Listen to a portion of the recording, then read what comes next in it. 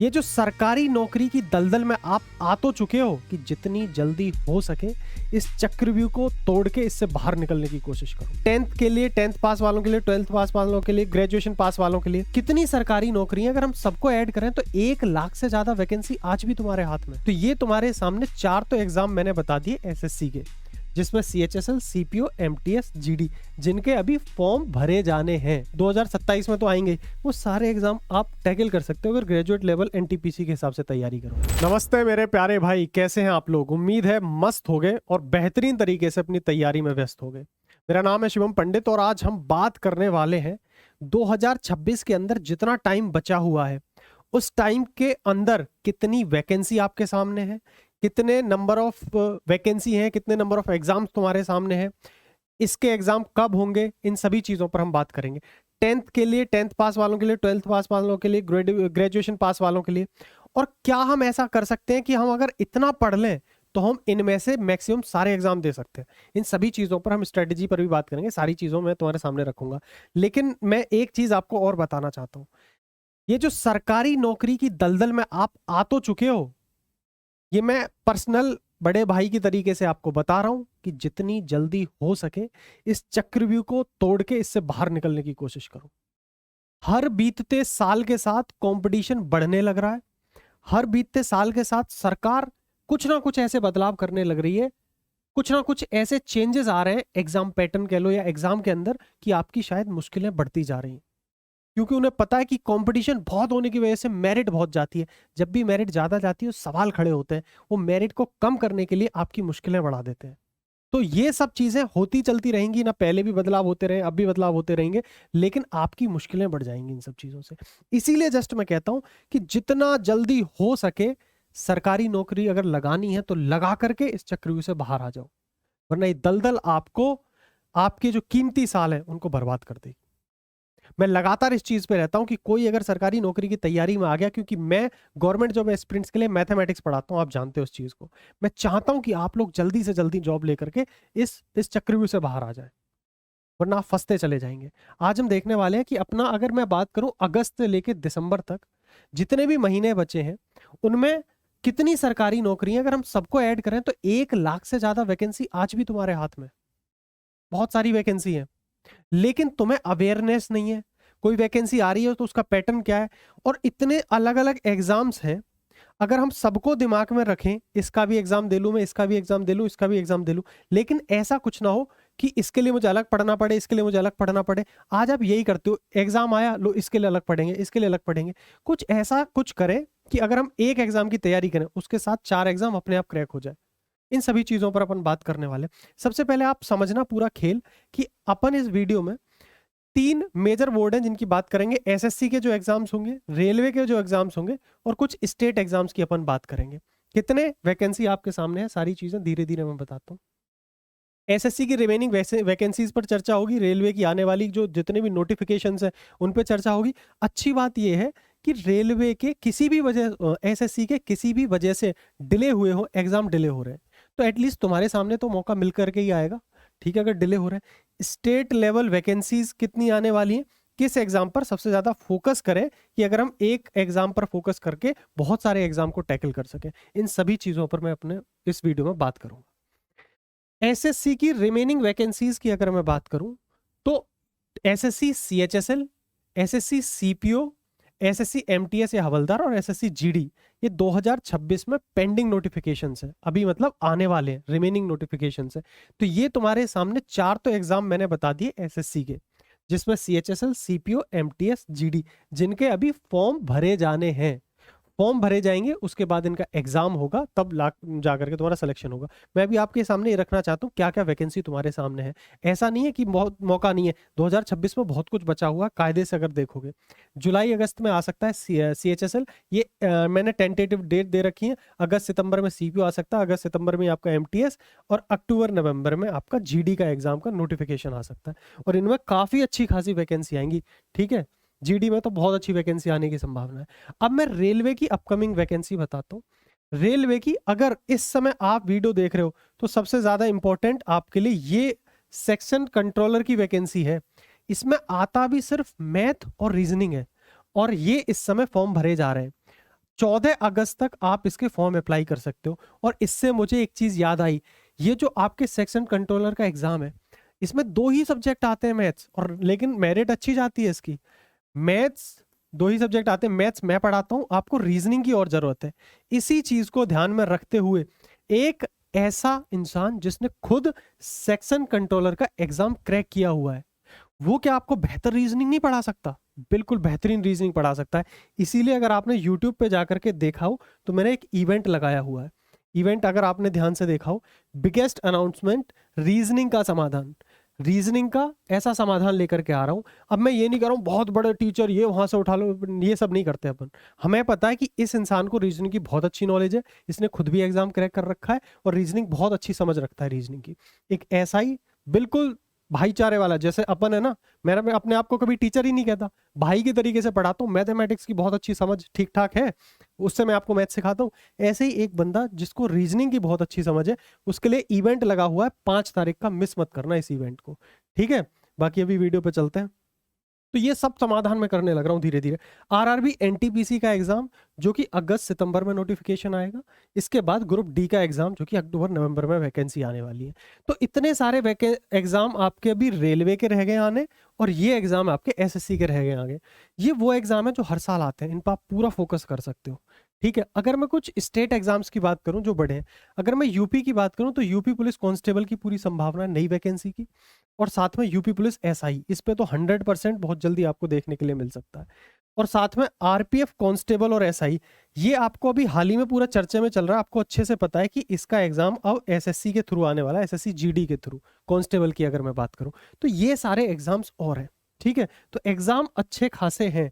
अब समझने वाली बात यह है कि एसएससी के जितने भी एग्जाम है ना, वो सब एक ही पैटर्न फॉलो करते हैं। वहां आपको मैथ आना चाहिए, रीजनिंग आना चाहिए, जीके आना चाहिए, इंग्लिश आना चाहिए मेनली, और आजकल कंप्यूटर और ऐड हो गया, कंप्यूटर की समझ और होनी चाहिए, बेसिक कंप्यूटर, ठीक है? लेकिन आगे चल के आपको अब तो कंप्यूटर थोड़ा डीप में पूछने आने लगा है।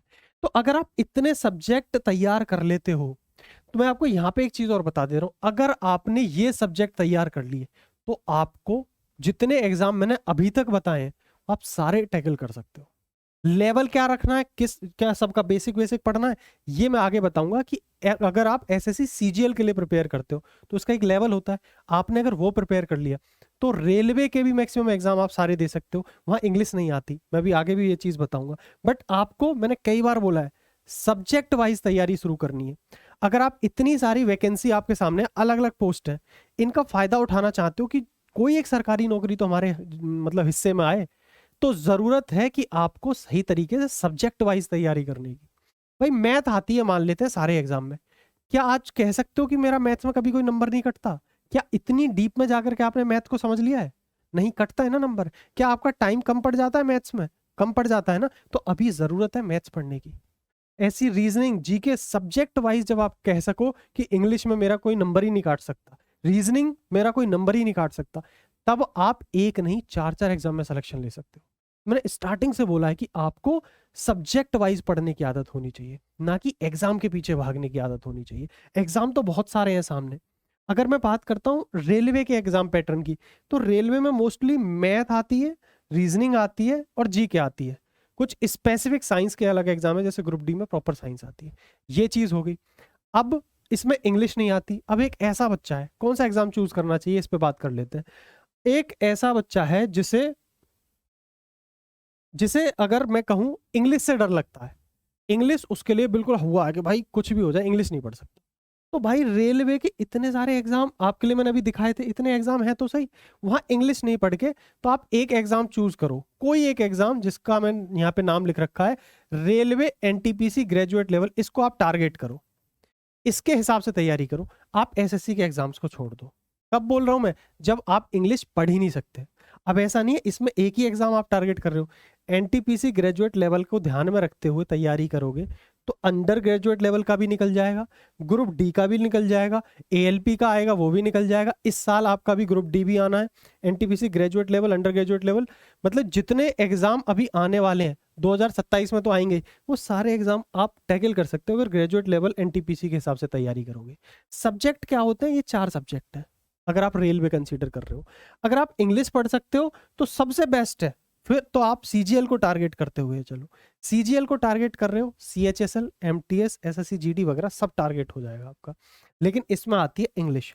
कई बच्चे ऐसे होते हैं जो इंग्लिश से डरते हैं, ठीक है, तो वो रेलवे नहीं। अगर आपने इंग्लिश अच्छे से आती है तो सारे सब्जेक्ट भाई, मैथ, रीजनिंग, जीके, इंग्लिश और कंप्यूटर, ये आपने कर लिया बस। तो फिर आप ये भी दे सकते हो, रेलवे की भी सारे एग्जाम दे सकते हो। आपको तैयारी करनी है सब्जेक्ट ओरिएंटेड, सब्जेक्ट आपको एक एक सब्जेक्ट मजबूत बनाते हुए जाना है, तो आप सारे एग्जाम दे सकते हो। और स्टेट एग्जाम की तो फिर वो तो और आसान आते हैं, लेकिन उसमें क्या होता है कि आपकी हिंदी भी इंट्रोड्यूस हो जाती है।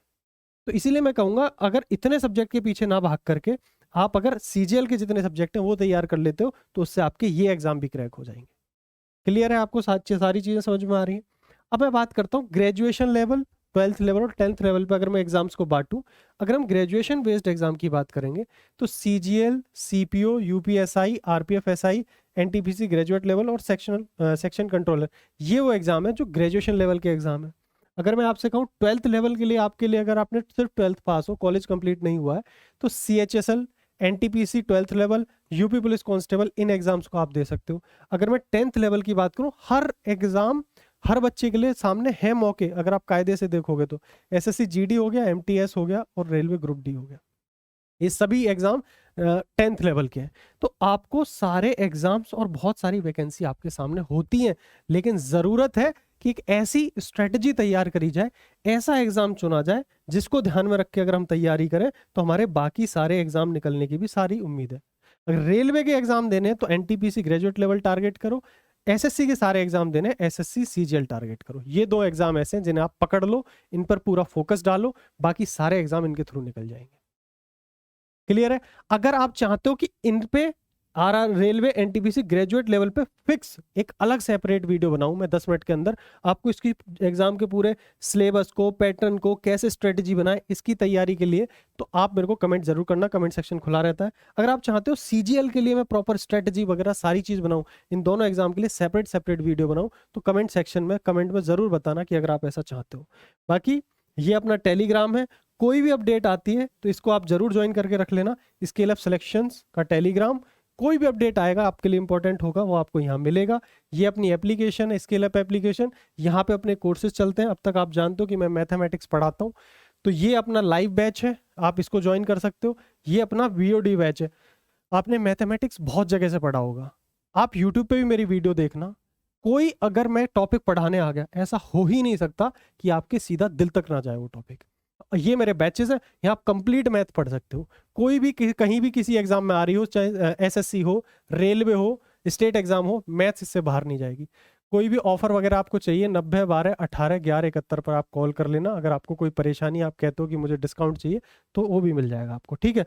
बाकी उम्मीद करता हूँ सारी चीज़ें आपको समझ में आ गई होंगी। 2026 अभी एंड नहीं हुआ है, लेकिन अगर आप ऐसे ही बहकते रह जाओगे, कभी इस एग्जाम के पीछे, कभी उस एग्जाम के पीछे, तो ये 2026 भी 25 की तरह एंड हो जाएगा और हर साल ऐसी एंड होती चली जाएगी। इस चक्रव्यूह को तोड़ने के लिए आपको स्ट्रेटजी बनानी पड़ेगी और सही तरीके से दिमाग लगा के बढ़ना पड़ेगा, वरना भाई ये सरकारी नौकरी वो दलदल है, इसमें एंट्री तो होती है, एग्जिट आसानी से नहीं मिलता। इसीलिए कमर कस लो, जितना भी समय बचा है, 140 दिन के आसपास इस साल में आपके पास बचे हुए हैं। इन 140 दिन में वो करके दिखा दो तुमने जो अब तक अपनी जीवन में ना किया हो। कोई भी मदद चाहिए, किसी भी चीज की चाहिए, कि आपको कोई ऐसा बच्चा बैच में भी होता है कि नहीं हमें तो शिवम भैया से बात ही करनी है, मैं तब भी कहता हूँ टीम का कोई बच्चा बोले, कोई भी टीम को कॉल आए कि अगर मेरे से बात करने के लिए, मैं तब भी तैयार बैठा हूँ। मैंने तो सब कुछ स्टूडेंट के लिए लगा दिया भाई, कि अब मैं आगे जो करूंगा आपके लिए करूंगा। बट आप इस चक्रव्यूह को तोड़ो, जल्दी से इससे बाहर निकलो, और वो तभी हो सकता है कि जब आप एक एक दिन को बहुत खतरनाक तरीके से इस्तेमाल करोगे अपनी पढ़ाई के लिए। 140 दिन है 2026 एंड होने में, एक भी दिन कोशिश करना खराब ना जाए। खराब जाते हैं 2-4 दिन चलता है, बट पूरी कोशिश करो कि चीज़ें खराब ना हो। हर तरीके से एक एक दिन का सही इस्तेमाल करो। बाकी मिलता हूँ अदर वीडियोस में, कमेंट सेक्शन खुला हुआ है, अपनी हर चीज़ कमेंट सेक्शन में लिखा करो। मेरी कोशिश रहती है मैं सारे कमेंट्स पढूं। तब तक के लिए टाटा, बाय बाय, नमस्कार, मिलते हैं अदर वीडियोस।